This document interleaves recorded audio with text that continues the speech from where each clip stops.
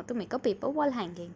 So first I'll take a square colored sheet paper and fold it into a triangle like this, very carefully. Now I'll make lines using a ruler and a pencil and cut these slim lines. Make sure to not cut it till the end because you want your paper to remain attached.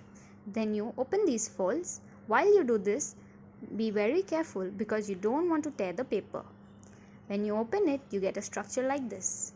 Now start from the center, start sticking the two strings. Make sure you go in an alternative way. So you stick it, turn the paper upside down, again stick it, again turn it upside down and again stick it. We are going to repeat this process for all our strings. So I'm going to stick all my strings in an alternative way, and after that it gives me a structure like this. Now make a hole using a pencil or a pen.